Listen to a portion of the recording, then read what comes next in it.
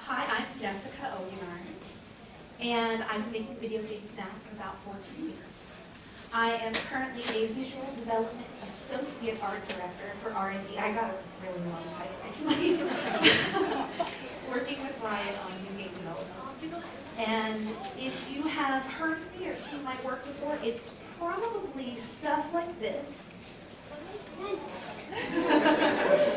Or something like this. Or maybe something like this. And I spent a long time making splash art for champions and skins on League of Legends. If you haven't heard of League of Legends, popular MOBA game, a little rage-inducing, but very fun, I promise. Now, there are probably 1,000 ways to make illustrations. So I'm going to talk about a particular perspective, that is splash illustration at Riot. Don't think this is the be-all, end-all, but I want to share with you what I've found while I've been working there. So real quick, let's take a step back. I'll do a quick background search for you. We'll talk a little bit about how I got here. It's worth noting, I like talking about non-linear career paths, and I swiped this image from the internet. I think this is really cool because as I become an art leader, as I become a director at Riot, I've learned that this is kind of the new norm. A lot of studies prove that we don't really have direct paths between us and the goals we want to achieve. They're a bit more winding than that. And I think ultimately that's a net positive. I'm really excited about the perspectives that brings to teams, the unique voices we get to hear. On the converse, I will admit it's very frustrating to feel like there's a lot of distance or detours between me and my goals. So for me, let's talk about this winding journey. Of course, I love art. I've always loved art. This is an epic hero's journey. I needed 3 pieces of paper taped together to try and achieve. Little me was very proud of herself. But I will admit I was heavily discouraged from taking art classes, both as an adolescent and teenager. I think my parents worried that I wouldn't support myself, and that caused them great concern. But once I was finally able to take any kind of art class, I never looked back. I knew it was what I wanted. It was hard to stop. So in high school, I started taking classes, and that led me to university. I went to the nearest art school I could afford, at Virginia Commonwealth University. Loved the program, totally burned out, and left within my first year. I moved home. I did a lot of odd jobs. I worked for the federal government. I worked retail. I worked in restaurants. And then on a whim, I was still drawing. I was doing these really silly goth fairies at the time. You get to see the old art and try to hide it. And I cold called retailers until I got a licensing deal with these at Hot Topic stores. That was really fortunate for me because I think if I hadn't done that, I wasn't really going to be able to afford art school anymore, but I was able to. I went back and I got my BFA in communication arts. Now, that doesn't say splash art, it says communication arts. That's because it's kind of a jack of all trades discipline. I studied graphic design, I studied illustration, I studied a little bit of 3D modeling, a little bit of photography, so a little bit of everything. Now when I left, I was like, great, I'm gonna get my first job, I made it. That didn't quite happen. It was a really difficult market, and the worst part was my portfolio was not quite strong enough to give me the jobs that I wanted. So, I spent about a year in online art communities. If anyone remembers conceptart.org back in the day, I was a big fan. Character of the Week challenge. I did so many of those. Through those challenges, through feedback, through portfolio reviews, I actually rebuilt my portfolio over the course of about a year. And this was the one that finally got me my first job in the game industry. So I worked for a tiny third-party studio. We worked on Bomberman and Rock Band. I worked for a teeny tiny indie game dev, and then I worked for a really big mobile game dev. These are all really informative moments. You'll notice here, not a lot of illustration.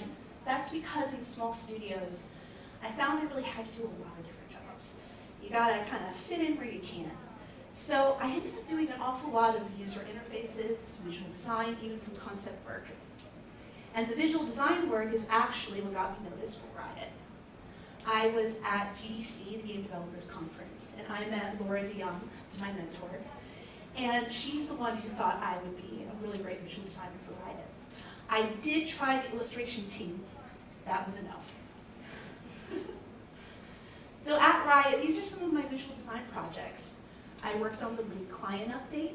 I worked on the Submeasure mini map, some of our logo design. And at the same time, always looking for opportunities to try new stuff. I got to sneak in some album covers, some merch. I think it was really important to me to find any opportunity to stretch here again because I was mastering more sophistication in my design style, and I had mentors nearby who were incredible. So, kind of like with a lot of my other journeys, I get antsy after a while, especially if I've kind of capped out on what I can learn. So I told Laura I was thinking about new opportunities. And luckily, Laura helped me identify opportunities still at Riot. So this is where I finally got onto the Splash game. I am not going to pretend I knew what I was doing. A lot of my first splashes are pretty rough. These are splashes I helped to finish. There is John Baran's beautiful Leopard in Italy, Christian Bell's gorgeous Barbarian Sion. I spent my time learning about polish, learning about how to achieve the adjustments that achieve believability, and the finish level that matters for Splash. So this is great. These are all the things I was weak in, and that was actually kind of my boot camp for the first few months. Then I got to work on my first Splash start to finish, Tundra Hunter Warwick. And it's funny, I look at this now and I think I like a lot about it. I also see everything I hate, everything I wish I could go back and change. So it's a learning experience, it shows how I grew. Bless my team for the anatomy feedback, the mood feedback, kind of helping to carry me the way I tried to help carry audiences. And then this is my last piece I actually did on the team, our team buy to go along with our animated TV show release. One of my favorite characters and kind of an amazing way to go out before I went to R&D. So okay, that's my journey. Let's talk a little bit about splash art. I think we have to kind of agree what that means. So splash art, according to Riot, is a specific type of illustration designed to give a rich fantasy world to a champion or skin thematic in League of Legends. That means they are character focused, always character's primary thing that matters here. You can't hide them in the back. It is an aspirational fantasy, so it's not just the in-game representation, it's the idea of who we should be while we're playing that character. It's product promotion, so it kind of sits on the line between a marketing asset as well as a high-quality game asset. So it does have to do a lot of jobs. Let's go a little deeper. These are some of what we like to call splash fundamentals. It includes heroic push proportions, bold silhouettes, composition and camera, actually thinking about your viewer as the camera. We're going to go into that a little bit more. Deep storytelling. I think this one's especially important. So we take ourselves away from kind of a pin-up art into something a bit more immersive we want to lean over. We also have lighting and value, juicy, harmonious color, detailed design. This is that jump between that in-game representation and that fantasy representation. And then cinematic believability. We're going to come back to this one a lot. Remember that. So one more thing to consider, thematics. We cover all the base characters that belong in the world of Runeterra, but we also cover every alternate universe IP. So this means you could do anything from pop stars to sci-fi, to 80s neon buddy cop dramas, to retro games, mythology, and space horror. There's a whole lot more. This is a tiny slice, so it really helps to stay flexible, to stay engaged with lots of different thematics. Okay, now that we've kind of established how I got here, what Splash is, let's talk about some lessons that I took away from this experience. I do want to make clear there are probably way more of these. I focused on a couple I think are most important. So number one, develop your personal voice. I think it's really important that you cultivate your taste. It's a key part of the puzzle that makes you an artist. You're not a robot, you're not an algorithm. You have unique things to say, and those come from your experiences, your aesthetic, and a whole bunch of other great things about you. There are your infinite number of potential themes as well, so staying curious and flexible. This is where I think we focus on that growth. Oh, also worth calling out, this could be more me. This is one of my personal pieces. I love, I'm probably going to butcher his name, French painter did Napoleon's portrait. He does the most beautiful drapery in portraits. So I do studies of them because I think they're worth studying, but also Disney princess. I like Disney princess. I think this one's a little obvious, but it's worth reiterating. You should look at art every day. One thing I do to trick myself is my home page on my computer is ArtStation. That way I can't get distracted. I also follow artists I love on Twitter, TikTok, Instagram. It's important to be in lots of places because there are artists who don't post everywhere else. So make sure you're where you can find the work that inspires you. And then it's also worth noting YouTube and Patreon are also excellent resources. Think about the tutorials you have access to and great stuff like that. The online art community is at your fingertips. It's really powerful. Next one that's important is that as an illustrator, you're a visual communicator. So first you gotta have something to say. You need to think about what the one-line story moment is of the image, what visual communication and references will reinforce that story. And then you want to develop your visual language. So this is the idea that we're communicating through symbols and through these visuals. I need to make sure that you understand what I'm trying to say. So if I understand the same media that you consume, if I think about my audience and I think about every element of the illustration available to me, I can potentially communicate on lots of levels. So an example of this, I'll confess to being an image hoarder, because my memory's not the best. And if I found something beautiful on Twitter that one time, or it was shared to me in Discord, it's gone in a couple minutes. So I save everything. I have lots of folders backed up to the cloud storage. These are from my illustration folder. I like that it covers a range of contemporary to historical, a range of styles, a whole lot of things that I want to think more deeply on when I'm thinking about illustration. This one also might be a little obvious, but I want to highlight taking your own photo reference. I think this is really cool because it's an excuse to get out in the world and see things. But then also, you have copyright images to work from. That's important. Don't steal. Be transformative. And this way I have a whole library. A bunch of these are my photos from like a hike in the Shenandoah Mountains, Hollyhock House here in LA. I highly recommend checking it out.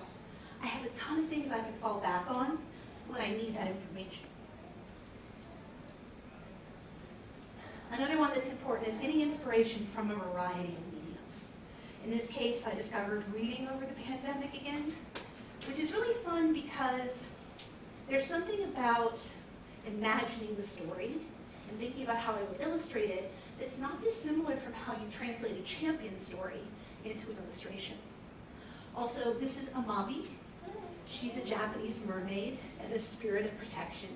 And she was a story I heard about on my favorite podcast, 99% Invisible, right? See weird. I couldn't help it, I had to illustrate her. And so it's something I wouldn't have known about because I had that exposure. Another thing to consider is what are your specialties? So what aspects of image making are you most interested in? Those are probably your strengths. And those are probably things you're comfortable with, things you're comfortable exploring. Conversely, what are you avoiding in your pieces? Those are probably your growth areas, and those are also worth paying attention to. I would maybe suggest these are my strengths. I think I really love fashion and costume design. The whole reason I started painting in the first place was big princess dresses, so I will always obsess over costume. I also love figurative art, which is very lucky, as splash art is champion focused. And then patterns and textures, this kind of blends what I love about graphic design with the kind of illustration that I like. Conversely, if I'm going to talk about my growth areas, probably perspective, dynamic anatomy, and focus. I swear it's a struggle. So, one of the best places to develop your voice is in personal work. These are some more of mine. And I think they're a really great way to see how I might explore long vertical compositions I can't normally do, ideas that I don't get to express at work. The second one over from the left is really cool because she started out as a concept.org challenge. I reworked it over and over for about 10 years. It changed entirely several times, but it really represents some growth to me. So let's talk about examples of this in a splash illustration. Let's bring it all back around. Evelyn is a champion that I worked on. Evelyn has 3 key themes. The first being, she's a succubus. This is what I think of when I start thinking about a succubus. The mystery, the seduction, the kind of coquettishness that I think plays into Evelyn. Another one is shadows. So it's super broad. You can take this any way you want to. For me, it's literal shadows like one across the moon. It's her VFX from in-game. It could also be the way that she herself is a swirling vessel of shadows. So I took a video of a Vietnamese coffee I was drinking one morning because stirring it looked like what I wanted. Inspiration could come from all kinds of places, and that was my perspective. Last one, sadism and stakes. So I got great advice from someone while I was working on this piece, that Evelyn feels more powerful if she has context to who she's killing or torturing. And in this case, it was a little more powerful if the person she's torturing is the king, and his queen is there to watch, and no one's there to stop her. That makes her feel a bit more dangerous. And so then we bring all of these kinds of raw inspirations together from my perspective, and you get my Evelyn. Now, I think this does a great job of hitting the goals that I had. She shipped, she's out there, that's great. And the truth is, if any of you were to have that same assignment, you might think about those things differently. But so long as you thought about those same themes, and so long as you achieve a similar finish level, your solution is just as valid as mine. Another one I really love, this is gorgeous already the way it is. This is Aviator Aurelia, done by an exceptional freelancer we worked with. We had extra time though, so why not explore some stuff? In this case, adding a bit of a postcard treatment I'd observed from vintage postcards, a beautiful postmark Victor Mori made. And together it brings it into a more rounded, retro pinup space that was what we intended. One more. Well, this story time here. So I worked on Victorious Oriana. This is a season reward, right? So if you play the game super good, you get one of these. And it's supposed to feel really special. She's supposed to be the greatest competitor. In order to show that, she's very ceremonial. And I really wanted this staircase in here. So then we had to ask, how do you draw a spineless staircase? It was about an afternoon of whiteboard drawings, mathematical equations. The whole team got caught up in this nonsense. And the answer at the end is, just make 3D. Still love the execution. Not the best spiral staircase in the universe. It doesn't have to be. I love what this represents to me. So lesson number 2. Imagine that you are the director.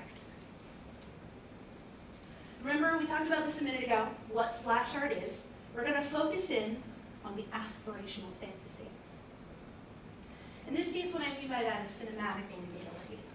These words are chosen in particular because we're drawing our references from motion pictures and the ways that cameras behave, because that gives a veneer of realism our viewers are familiar with. Think of how many things you see that are photographs, movies, YouTube videos, all kinds of stuff. That's how we see the world in a lot of cases. So we're going to reference that for Splash. If we're thinking about movies, we've got to study movies the same way we do our favorite artists. And that means for me an anime journey, because I will confess I wasn't that familiar. I'm getting better. But also CG and cinematics. I love them because they do a job that I have to do to take VFX and make it seem real. So how do you apply those materials? How do you make that happen? These solutions are beautiful and worthy of your inspiration. And then the last one would be just the range of themes they can cover. Music videos I really love too because they give you a lot of symbolism. So you're taking like a long format story, you're really compressing it The way it's staged is super fascinating, and the finish level is still high. So you're the director and the production designer. These are all things you got to think about. And these make a big difference to Splash. We're going to hone in on a couple. But it's everything from framing, the set design, special effects and juice moments, your storytelling. That's the moment we took our screenshot from. If it's an entire movie about that champion, what one screenshot do you pull out for the news articles or the poster? Let's go deeper on lighting design. This is one, honestly, the biggest struggle I probably see in work that comes in. So with lighting design, you got to understand from cinema what lights are available to you. This is not exhaustive, but Gandalf is here to help you understand. So you can have everything from a diffuse light, backlight, a VFX light, a rim light. You can combine these. You can make all sorts of beautiful statements. And these are choices to reinforce the moment in the film. Another important one is the time of day and the weather. These are going to have a big effect on your mood, because over time we've been conditioned to see these moments in certain contexts. Golden hour always makes things a little romantic or even wistful. An overcast day can be anything from calm and cold to even ominous. So if you want that feeling, you have a library to draw from. One more thing, integral to light, you can't ignore is your value structure. These are, again, not exhaustive, but they are 5 that I would say you can see in splashes all the time. And what's great about these is they're all designed to do something really important.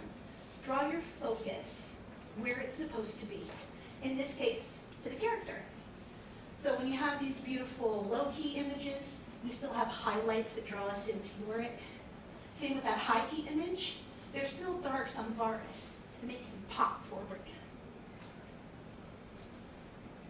So, examples in Splash illustration.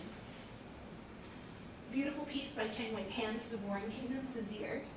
I love him. He's a god emperor, so how can you not? If we look at him in grayscale, we start thinking more about that value structure. Let's break it down. We have a rim light, which is primary, it's our strongest light. Then we have a fill light, so those shadows don't get too intense. We have an afternoon sunset moment. Feels vaguely historical to me, even a little bit mythological. And then contrast on midtone. That's our value structure. So the highest contrast is on Azir, so he's where we look. Another one, Jennifer Whistling's beautiful spirit blossom Yasuo. In this case, a wind Cimarron in a moment of meditation. The black and white. And then our structure. So here we have a diffuse light.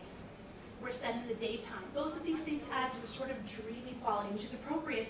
We're actually in the afterlife. And we're high key.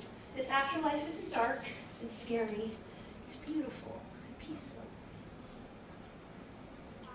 And then one of mine, this is Samira. She's a pretty flashy, stylish assassin, maybe more of a fighter, from a brutalist meritocratic empire. Value structure. And then my lighting. Now this was a little hard. I had a little trouble classifying some of these, but my best guess. I definitely focus on a volumetric light and a fill light as my primary. I get bounce light as a secondary, especially on her arm. I get an afternoon interior because I want us to feel this thick, hot atmosphere, like we're on the edge of a desert in an old dive bar. And then contrast on midtone, so that she still stands out. That volumetric light, again, is meant to draw us right into her. So it's worth noting, all those things I discussed are established early in the piece. This is what we call a green light. This is essentially a color composition, if you've heard of those before, but we go a little further. And in this case, we have to establish all of those fundamentals, so when we're rendering, we just focus on render. Our timeline is tight, and everything we have to spin on in the early stages cuts into how high of a quality piece I can deliver at the end.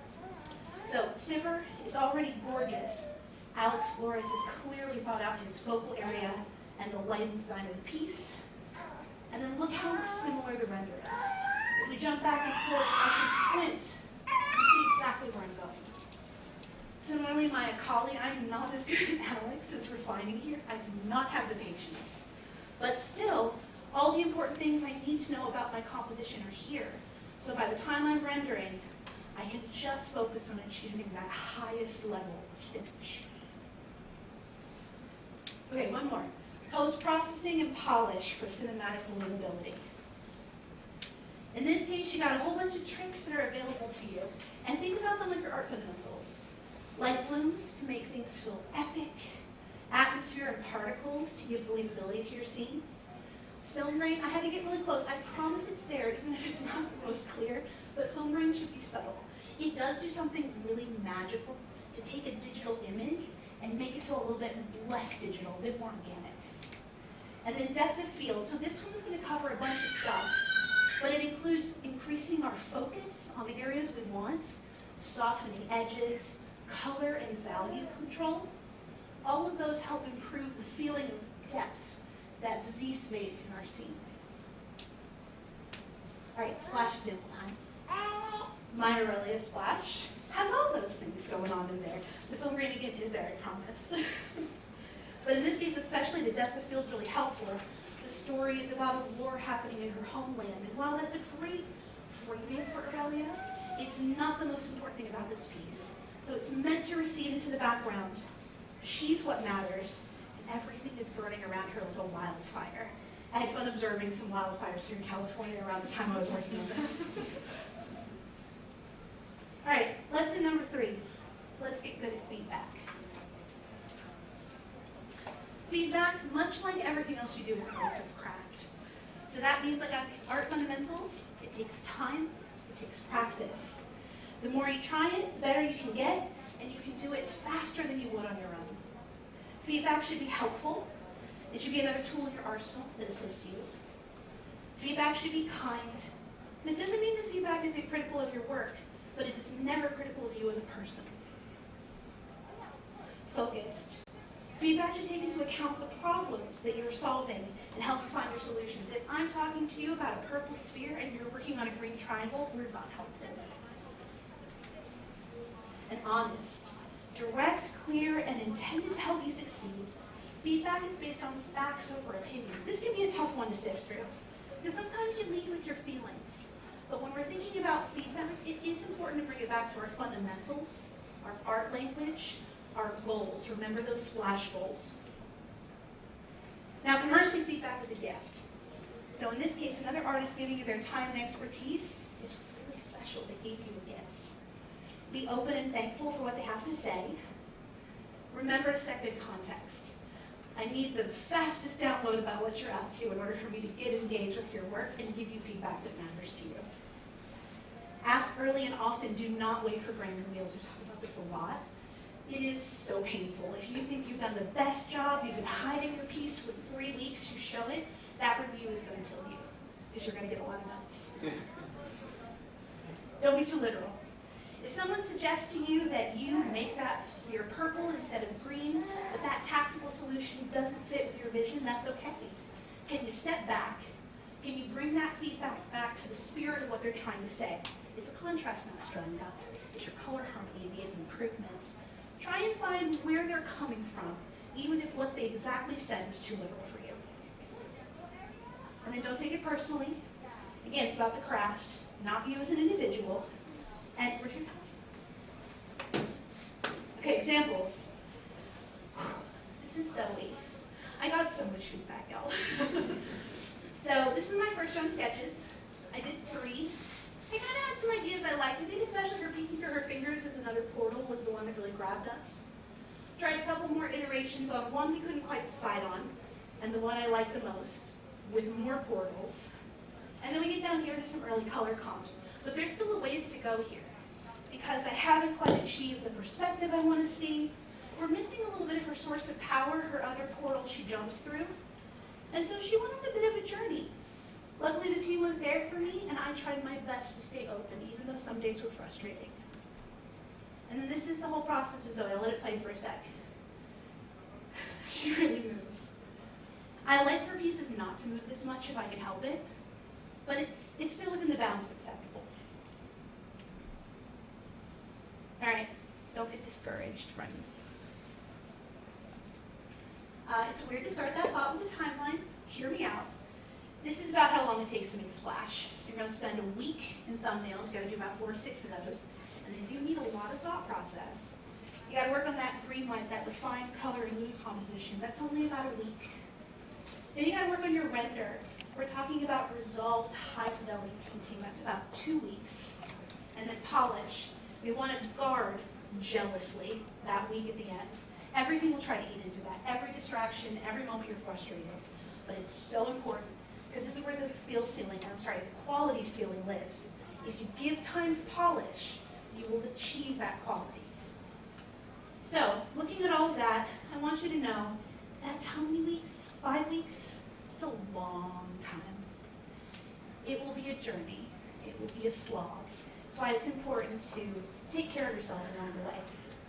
It takes time to get a splash right, so it's a continual battle. I don't know if battle's the right word, but sometimes it feels like it. Keeping your focus and your vision all the way through the end. There will be feedback loops, good days, bad days. Staying focused. This is how we try to fight that battle. And like I said, it's my struggle, so I think I'm speaking from my very personal experience here. Revisit your story pitches, revisit your goals. I'll even sometimes revisit my earlier stages. Flip on yesterday's work. See how you're doing. See how you're progressing. It's okay to throw away a day's work. If that's not helping you out, toss it, and then get right back to it. Similarly, I leave a to-do list in my PSDs at the end of the day because my memory's not great. So what if I want to remember where I was? It's just right there in the file. Be open to those opportunities that fit the way you function and that help you stay focused. All right, I want to talk a little bit about a large audience because that can be a filter. There's really awesome things that come with the broad reach, but there are some things that are not awesome. Viewers won't love everything you do. It's okay. Trust that your team, your directors, your product owners, and you all did the best you could with the project that you had. That was your job, and if you did it, you succeeded. Internet comments. It can be fun. It can be a mood boost. It can also be really, really hard. Do not feel compelled to read everything. Keep a healthy balance. People who care to give you feedback and have your context will always give you the best information. But you know, I still look. Be careful. And then, excuse me, friends, remember your own goals. It is an opportunity to grow. In this case, I'm talking about your goals as an artist. You probably had something you wanted to master on this piece you're working on, something you wanted to improve from the piece before. You're making that progress. It's what you're here to do. Even when it's slow, you need those opportunities to reflect and tell yourself you're doing an okay job. So, let me try and cap this off with one last thought I want to leave you with. Growing as an artist is a journey. Your path is going to be your own. It won't look like mine. But maybe mine can be inspirational to you. I'm really excited for your path to be yours. Even failures are another chance to learn and grow. I put this piece here in particular because she wasn't good for me. It was really, really hard. She wasn't received well. And I really tried my best. And that's okay. I was able to step back after that hurt for a little while, think about what worked, think about what didn't. And I still made a whole lot more splashes after. And then take time to celebrate your wins, because you did it. Whenever these are done, I swear it feels to be climbing a mountain. So celebrate your mountain climb. And thank you. I'll leave some time for Q&A if you have it.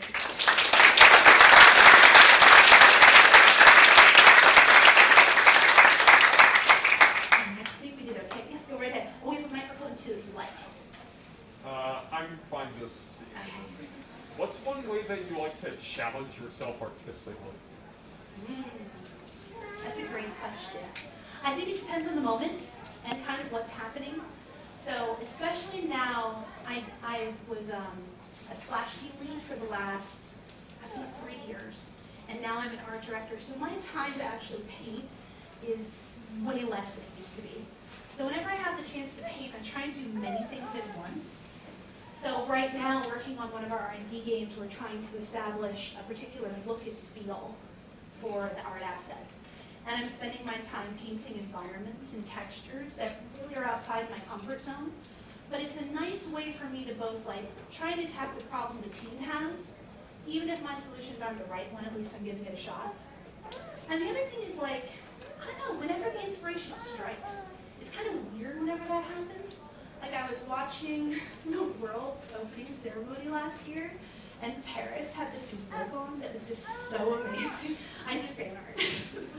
So whenever that happens, it's because I like the feeling of the shot, the mood that it had. Those will grab my attention. Yeah, go right ahead. Hey Jess, so you spent about 8 years being a part of developing and refining Splash to what it is today, to the point where you can list these fundamentals.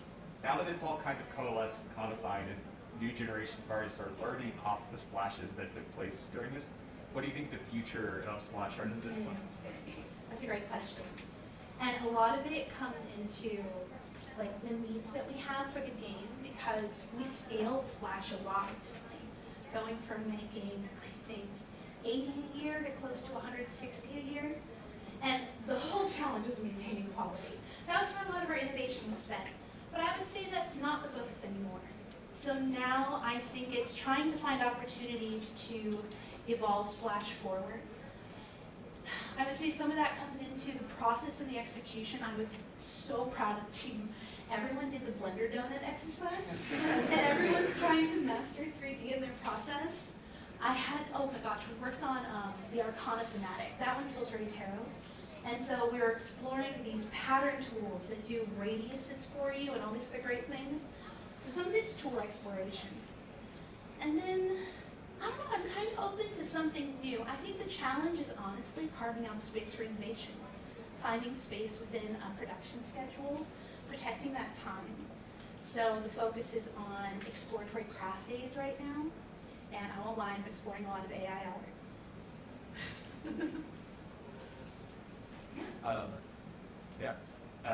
I got the pleasure of working with you, and everybody here should hang on your every word. She's a genius and an amazing.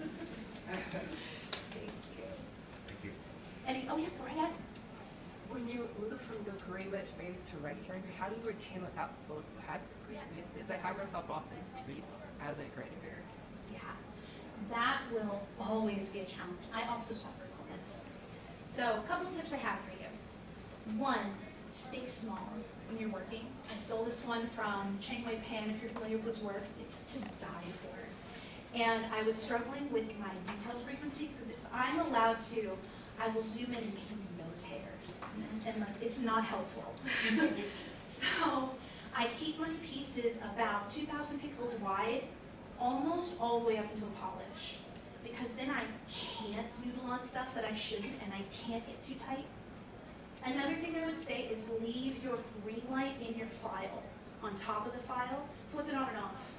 And keep challenging yourself on that idea. Does something look better from before? Think about why. And then I would say, maybe also in the conversion, make sure you have your file set up so it's a little bit helpful to you. One thing I think is important is don't bake in your VFX yet. Try and keep those in one clean layer or one clean group on top of the file. Try and keep your character a little clean. Try and keep your background clean. And if you do that, then you have a lot of room to potentially manipulate those pieces as you find yourself sitting them. Does that help a little bit? Okay. Can I ask you one question? Absolutely. So for the effects of the production, these are really heavy bits of hair. When do you start like incorporating the effects elements to your rendering? Early. I mean, you need to plan your VFX early. The VFX almost need to be planned when you're in your thumbnail stage, because one thing I didn't include up here, but I'll break it down for you. So there are 3 key pillars to Splash. We are champion focused, we have to show the power source, and then we got to show the thematic universe. That's in order to. Champion trumps everything else, power source trumps theme, and then together all 3 are the Splash. So why that's important is that champions all have some kind of VFX, some kind of crazy weapon, some kind of something, because they're just otherworldly, and you can't really express them without those details. So that's why planning it early is important. It should be present in your green light. But then moving forward, I mean, I'm not the best about keeping those layers clean. I just keep one filter, and I'll just throw layers at it as I need to. Did that kind of answer your question? saw a hand over. Yes. You briefly talked about your history in like graphic design, etc. You also just mentioned the pattern tools. I was wondering, for those graphical and like pattern-based aspects in splash art, is there any tools or disciplines that you would recommend illustration folks people learn about? Yeah. I've had a bunch of visual designers that work heavily pressure me to get into Figma, because Figma is apparently the future. It looks so powerful, and I need to explore it some more. I have to find the name of the tool. Julia shared it with me, and I don't remember it exactly. And then I think a Photoshop pattern tool is awfully powerful. If you know how to make a tiling texture, you can almost make anything in there. And I save myself a pattern library, so especially if I go to the effort, let's take an example. Anyone familiar with Legends of Runeterra cards? Yeah? So if you ever see Demacia, there's this one pattern of octagons and squares that we abuse for window screens. It's the only pattern right now in Demacia. I needed that pattern for something. So instead of just drawing it by hand once, I made a quick tiling pattern of that, and now I never have to reinvent it again. And so there's occasions like that where I kind of help myself in the future. So I wouldn't say I'm the most sophisticated with those. I played with Illustrator. I'm primarily a Photoshop gal now. Right. Could you briefly say how you spelled that first tool you mentioned? Figma, F-I-G-M-A. Perfect, thank you. It's a very cool tool to play around with, especially if you want to do anything kind of vector related or design related. The person who was showing me wasn't even doing necessarily graphic design layouts, but was making illustrations, so it's pretty cool. All right, thank you. Yeah. Yes, sir? Some of the splash art that you showed in this presentation, I've seen versions of it where it's animated. Can you describe what the process is like working with the people who turn those still images into animation? Yeah. It's something I miss a lot. We still get to do it every now and then, not as much as we used to. That was one that kind of depends on the artist. So one thing I did as a splash lead is I did not necessarily require people to work with the layers the way I described a moment ago. I'm going to out Alex. Wherever he is, I hope his ears are burning in the best way. Alex paints everything flat. Just one layer. So I adore him. His files are sometimes a nightmare. And it wasn't worth reinventing that process. I don't want to throw Alex for a loop. I don't want to make his life miserable. So what we did was we just added time at the end. We had to process, like I described, those 5 weeks. And if everybody had a MoGraph, we had to tack on 2 weeks at the end. Right before you hit polish, we share our file with the motion graphics artist. We have a conversation about how to start cutting it down, what parts of motion they like to do, to kind of like spitball ideas. And then the job of the artist is to go back and take that file and kind of clean it up for them. So that means cutting individual strands of hair, painting out the eye and the eyelid, doing all that stuff that might have to happen. About 2 weeks of time to go back and forth should there be any changes over the course of the time it's being animated. Wow. Yeah, it's fun. I really do wish we did it more. Yeah, go right ahead. When you were referencing time in between, like thumbnail and green light, you specified a week here, 2 weeks there.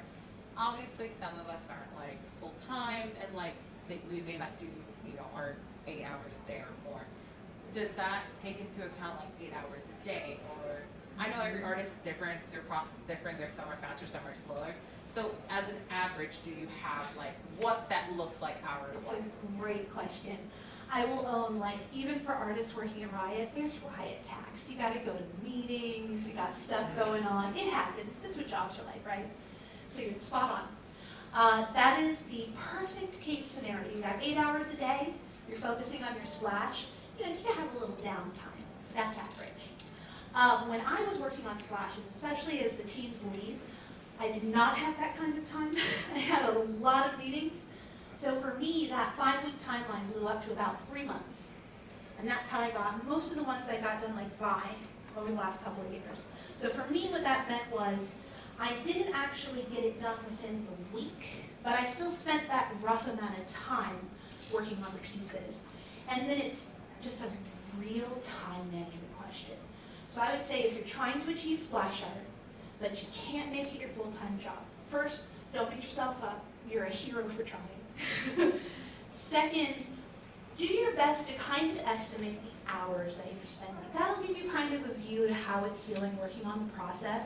And I would still set yourself some goals, like, I want to be out of thumbnail by this time. See how close you get. And that way you start kind of manufacturing that same feeling without having to be so hardline. The numbers I'm talking about are like, if you got to ship every 2 weeks, it really helps if we keep it that tight. But if you don't have to do that, don't stress so much. Thank you. You're so welcome. Yes, sir? Hi. So it actually goes in the same direction of that question. So if you're kind of building your portfolio for splash art or polishing it, do you rather recommend that you have like several pieces that shows that you can go to that level of detail, or like the process of having different lights, or having VFX, having the character being the most important part, or just having one that really reaches to that, or not one, maybe one or two that really reaches to that level. Yeah, great question. So more work is usually better because it helps me, especially if I'm looking at portfolios. You gotta try your best to get a sense of someone as an artist with like the lightest kind of context. So without being able to like observe you more deeply, come follow you and watch over your shoulder while you're painting, you're kind of showing me the most information you can. I would think about it that way. So if you can get done a couple of pieces that show your effort in that regard, that you feel confident in, that you're really trying to push the style, that's a great portfolio to start with. That's what I had. I would also say, I really want to see process. I think that's one thing that's sometimes hard to tell when you see someone's portfolio. Like, I'll own, if you go look at my art station right now, I look so put together. That is not me as an artist. So that's okay, that's to be expected, we're human. So what I get to see in your process is I also get to see how you're handling these stages, and I can see if there are underlying things we'll have to work on. Because I'm gonna need to know, like I described myself, I need to get better at dynamic anatomy. If you give me action shots, I'm probably gonna struggle, and that's worth someone knowing about what splashes they assigned to. We wanna kinda understand that, so we can either invest in the growth of an artist, or we can give them some feedback so they can invest on their time and try again. So make sure you're doing your best to try and represent the work. Like even if you're painting in splash format and your work is largely character focused, that's fine. Don't stress too much. Keep practicing and keep observing what you like about those illustrations and try to channel that as best you can. You're so welcome. Yeah. So I really appreciate how open and self-aware you are. I feel like your awareness is a part of the force and our trait. I don't really see it. And how do you maintain the drive to stay open in your journey to like back to reach your artistic goals? Is it like a community of artists, like work-life balance and your interests of other things, like being curious in life? Because I feel like when you're alone trying to achieve these goals, because I wish to be like you one day, to be completely honest, but I feel like it's really hard in my state. So I feel like I don't have that space. So you're totally right, and I've definitely been an island before. Yeah. That's probably when you're going to be the most challenged, right? Because there's not even someone to just throw your frustrations at or bounce ideas off of. Sometimes when I'm working through problems, I just need to like really vomit it out, and I need someone to do that too. I learned about rubber duck debugging the other day, that you do in engineering where you have a little duck that you yell at instead. I'm gonna get a duck. This is great. So I think you're identifying something that is intensely relatable, and it's gonna be hard, I think, to do it entirely on your own. So acknowledge where there are things you just are enjoying. Like if you like sitting and drawing by yourself, think about why that feels good, why you like it. Try and protect that for yourself. And then I spent a lot of time manufacturing community. So first it was online art communities. I'll say my first one was my mother. So she and I used to pause Disney movies on VHSs. I ruined a few with her. Just like drawing them together and talking about it. So she was my first experience with community. Even one person helps. Yeah. Over time, that will continue to grow. And then I would also say, it's kind of important to know who you want to be as an artist. So that self-awareness comes into play there. If you can take a moment to step back, we talk about retrospectives at work a lot. I can give my team a meeting where we sit down and look at 3 splashes, talk about what worked, talk about what didn't, set goals. Trying to do that for myself is how I learned to get there. And it really helped me not be so hard on myself. I say that's lesson number 1. Don't be so hard on yourself. You got this. And then secondarily, give yourself the room to fail, to try things, to see what happened. Be a little scientific about it. Learn from it. Apply it next time. So I don't know if I explained where that comes from, but I think for me, I always wanted to try and tell the best stories that I could. I always thought I'd be a Disney animator. This is a pretty satisfying setting. Did that kind of help? Yes, sir. I noticed one thing for me personally is that I get a lot of anxiety at the beginning of a phase more than at the very end. When I'm at the beginning, there's a lot of open room on what to do. And a lot of my friends talk about like it's like a journey. You discover the answer as you go along. But I was wondering if you had any advice on dealing with that anxiety or your thoughts on it. Totally. So you're identifying something that actually is kind of like, you were talking about strengths and weaknesses. This is one that's going to differ from person to person. You're either going to love blank pages or they're going to terrify you. You probably exist somewhere on either side of that spectrum. I would say it's important to know that's true about you. And then start to see if there are ways to trick yourself past it. Like, I love blank pages. I think that's the most fun time. Finishing is actually where I fail. So one thing I love about blank pages is I'll just start a file and name it. And I did something today. I'm amazing. You can start a file and draw the worst scribble in it ever and save it, and you still do something today. So I would say, like, take those opportunities to feel like you just did something. And then come back to that something and make it better. And then come back to that something and try again.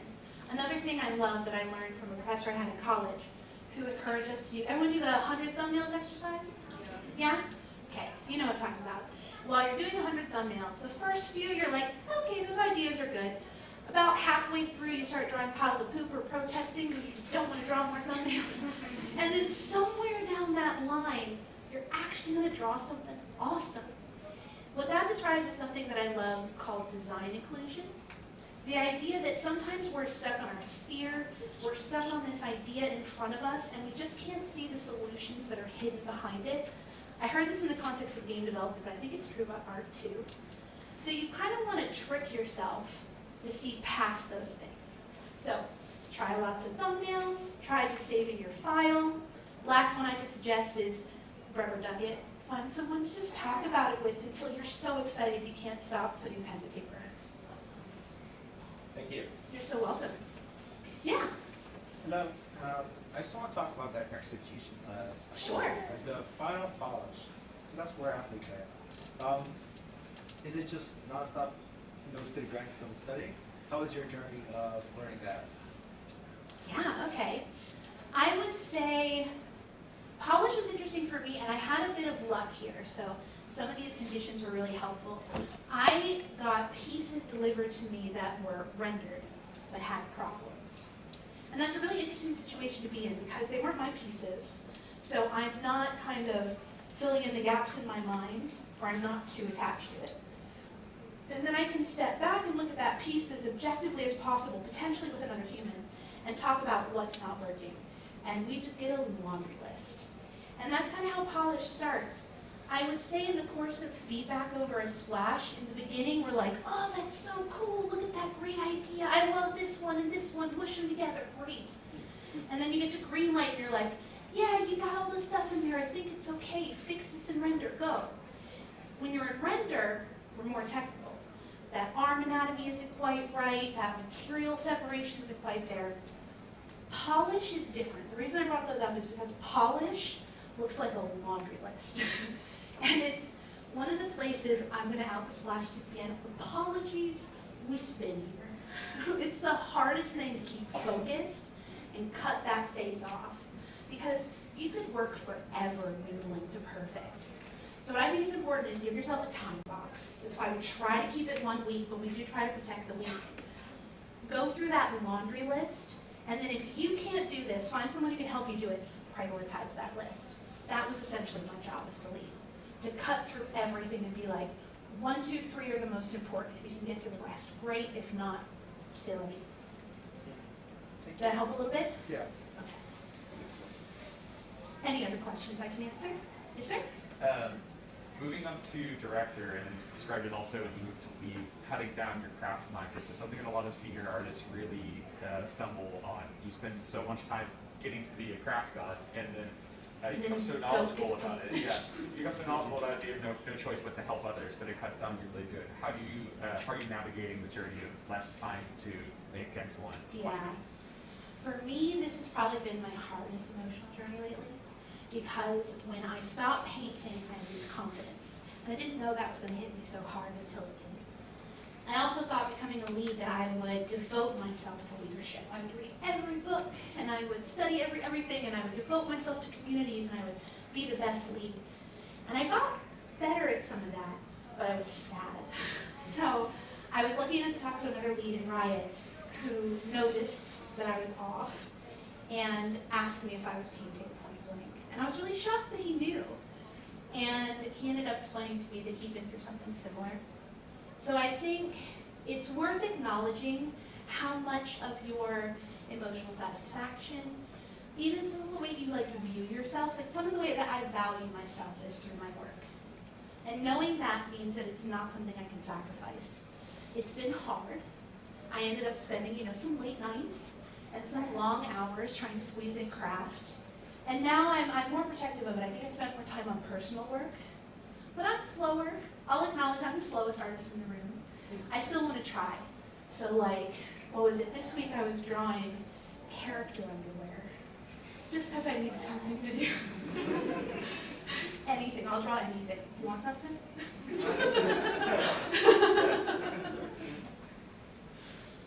Any other questions I can answer? Yeah. This is a more specific question. I was wondering if you get any feedback on the drawing I'm working on. I was trying to replicate the splash art style, and I was making fan art of the Spirit Blossom Serapis skin. Awesome. I was wondering if you could give me some feedback. Yeah, absolutely. If you want to hang out when we're done here, I'm more than happy to do that. Yeah. Very well, it's good feedback. Of course. I'll make some time and I'll hang out after if anyone wants to chat some more. Yeah. This is more of a technical question, but in your process, how do you go from a black and white thumbnail to color? Do you use gradient maps? Do you just color from scratch? How does that look for you? I've tried all of the things. I feel like every time I have to do this step, I forget that I've ever done it before and I don't know how to. So that's fun. It kind of depends on what you struggle with through that. So one of the things I found that I struggled with was my color getting muddy, especially because my sketches were in black on white. So one thing I do, apologies if this gets real noodly, I will take that layer, set it to multiply, I will clip a layer to that layer, and I will color the lines. And I'll give them rich, juicy color that doesn't interfere with my work. It's harder if I've painted values, but I'll still try. And then I've experimented with a lot of different things. Gradient maps are fun, but I find I struggle a little bit to get rid of the digital look it has. But one thing you can do, so let's say, actually let me phrase it differently. What you should always do first, map in your local color, right? Like Aurelia's suit is red, her armor is silver, her hair is black, her eyes are blue. Map all that in. It'll be there. It may not look the best. Then what I'll often do is I'll go into the color lookup layers and my other photo adjustment layers. I really like to do them non-destructively too. If you look at the little yin yang icon at the bottom of the layer list in Photoshop, your best friend to make your non-destructible layers. And I will essentially apply Instagram filters. I'll adjust the blending modes until it looks cool. I'll layer them. I'll adjust the opacity. And you essentially spend a while pushing and pulling the color until it starts to feel better. I'll also come back with a reference of a believable lighting scenario because you're gonna get a little lost there. Have that with you to also anchor you to keep building those lights back up and keep your statement strong. You're so welcome. Yeah. So we're going through the fall time, giving time for us, you are letting the morning during the weekend, and in case of prep burnout, do you seemingly feel out of coffee? Is that what you are? Absolutely, you should always have other hobbies. It'll totally feed your blood for all the things you do. I'll confess that I am guilty of picking up tons of hobbies and not really finishing much, but it's still satisfying. So I bake, I cook, I read a lot, I quilt. I have come from a family of quilters. I also enjoy decorating my house. I fancied myself an interior designer for a while. So there's lots of different things you should definitely explore. Those interests will feed into your creative voice. And then finding time. This is where I'm really grateful for my partner, that we have some really open communication. I have the added challenge of living with a human that I love who also wants my time. So it's a choice sometimes. Do I paint Do I love my partner? So I think it's important to keep that communication open. He's gotten really cute about identifying when I'm on a roll, kind of letting me go. And then I have to be honest and make time for balance. And then I would say, kind of finding those ways to trick yourself into the creative mindset. I want to say it was David Lynch who talked about slipping into a flow state, books that I read. And he mentioned how for him, it's a certain number of like hours to think about creative work before you slip into the creative work. And if you maintain this sort of creative flow state, slipping into it's easy. But if you're like me, you're hopping in and out, and you're context switching and all this other stuff, it's harder. So I've kind of learned what my little rituals are that help me get in the mood. So I will clean my desk so I have a space I want to work in. I might need to go organize my file for a while until I can see through it. Those adjustment layers, sometimes I'll come in and I'll just slap a ton of them down in a piece right when I open it up. And they're not good. But at least I'm looking at it and I'm thinking about it and I'm starting to question what I'm doing and I get into that headspace. So kind of observe your pieces when you can. Try and find the ways that you slip into your creative emotions. Like watching, like any movie. Oh yeah. I mean, yeah, I love movies and podcasts, especially while I'm working into something I can like listen to that gets me hyped. I think I especially get excited about fashion lately. So like if anyone just noticed, it was September Fashion Weeks everywhere. You got all the good shows. There was some wild stuff to absorb. And trolling through all of that, I usually get pretty excited. Yeah. So you mentioned earlier, about your art journey, getting a lot of feedback in community and like conceptart.com. I feel as though there isn't anything similar to that anymore. There was so much good stuff. I unfortunately missed out on it. And you mentioned like these challenges. Like obviously when you're talking about the splash art, you have like 3 keywords or themes that you have to keep in mind.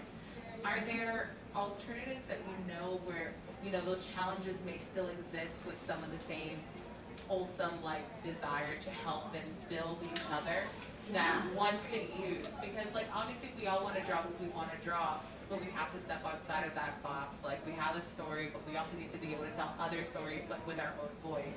Yeah. Do you have any suggestions of like places that we could start exploring our own to do something similar if it's not the same? Yeah. I mean, I will confess, I'm a little out of the loop on some of it, but I do know that ArtStation has some challenges that they run, and I've certainly seen some beautiful results from there. I'm also a huge fan of Inktober, which is going around, or there was another version of it that was like a pin-uptober. I've definitely started a couple that I have not finished. We'll see if anything happens. But I think those are good because I found out about it because an artist I love on Twitter was doing it. So of course, I started harassing them about what they're doing. And then I start participating in it. And all of a sudden I got a tiny little community. So I would say a lot of folks on social media are open to that conversation. There's a lot of groups you can find. Sometimes it's fun to find it around certain subject matter. Like I fell in really deep with Minecraft over the pandemic. Talk about a community. But they're real engaged and they certainly want to talk with you about it. So yeah, I think social media is probably one of the best. I'm learning more about TikTok too. It seems everything's on there now. It's a shift. It's definitely a shift. It sure is. Yeah. I wondered, Sheila, thinking about the way that you express your media differently might be helpful. Like I've seen a lot more folks that I admire do video format, or even like trying to make little shorts and stuff like that. I think that's really helpful for catching communities in like the new way we're absorbing media. Yeah. Just have a laptop. Thank you. Question? Yeah, so when you're working on multiple projects, then how long it takes to have, because one is I'm not referring to projects being quite as long. How do you stay motivated or stay on this? Yeah. It depends. Some pieces I have a focus and I know where I'm going. If I'm smart enough to set like a craft ceiling that I can achieve quickly, we're set. I don't always do that. So I ascribe to UFOs or unfinished objects. I have a lot, and that's okay. What I'll find sometimes, we're talking about like the blank page being scary a minute ago. So sometimes I don't want to deal with the blank page either. And if I know I have the energy to paint something, I'll go troll through those UFO folders and just see if something's worth picking up again. That's how the One Piece went on for 10 years. They don't all do that. It's not always 10 years, I promise. But that one, I would like pick it up. I'd noodle on it for like a week or a month. I'd kind of hit a ceiling again, or I'd lose focus, put it away, come back to it again. And every time those evolutions were really big, especially as I was learning other craft along the way. So that could be fun too. You just always want to find out, like, kind of like Splash, you want to keep revisiting your goals. Because what you don't want to have happen is that, like, time passed, you come back to the piece, you're like, oh, what was I thinking? Everything here is wrong. And then you're just beating up on yourself again, and you're not kind of finding the way forward. So we always want to remember, like, what we were trying to achieve, what we liked about where we were, find ways to kind of continue that momentum forward. This might play in as well. In feedback, so I do a lot of feedback for Splash. Feedback can be really hard. Riot had a really tough time with feedback for a while too. So I described a positive feedback. I believe you can say anything you want to say that's critical of craft positively, the same way you would in a negative way. It's just a matter of training yourself to rethink that. So like, I can tell you that composition is just not working, it's not good. Or I can tell you this composition doesn't serve your story moment. What would serve your story moment better? They make me feel differently. I respond differently to those things. So I would say give yourself the same benefit of kindness and a positive outlook on what needs to change that you might want to give to someone else. You're still welcome. Any other questions I can answer? Yeah. You mentioned earlier, like, starting to bring AI into your artwork. How have you started using that as a tool for the painting process? AI's awesome. It was such an emotional journey. It was real bad for a while. I was really worried about it. And then I had to have one of my good friends talk me off my ledge and start to show me what I could actually do with it. So I started playing with Midjourney about the beginning of August. And I've had to kind of understand what I like about it and what I don't. I've been really honest. I really don't like copying other artists' work, other living artists' work. I think that's really shitty. Excuse me, French. And I think there's also something so powerful about like the remixing of all these ideas. Like if you think about the way the tool is built, it takes these vectors of ideas and it helps you find the space between the vector of the two ideas, the two opposing ideas. But imagine doing that not in one dimension, 2 dimensions, or even 3 dimensions, but infinite dimensions. Stuff that I honestly have trouble wrapping my brain around. So I find it's like the coolest happy accident machine I've ever seen. I'm addicted to that reroll button too. I'm just constantly in there. You can do it on your phone. I lay in bed and I'm just like, reroll. So it's not great for that, but it's so fun. And I find I get beautiful finish levels that are inspiring. I get materials I'm interested in. I get those happy accidents. I don't see it being my finished work because you can't copyright it right now. It's also not, it doesn't achieve all the things I want to achieve. I think even when the tool gets better, we're kind of trying to ascribe meaning to it. My favorite story is Rob, the artist I explored this with. His first prompt he rolled was concept artist holding a pencil. And he got this piece that's like this black figured person. There's a broken half of the pencil on the ground, and the other half is stabbed through his chest. It's hysterical. But it's not hysterical until we ascribe the meaning. It means absolutely nothing coming out of the AI. The AI has no idea. So that's part of why I think it's really cool for finish. It's really cool as a tool, as part of your process. I even like kit batching with it, but it's not going to replace it for any other time soon.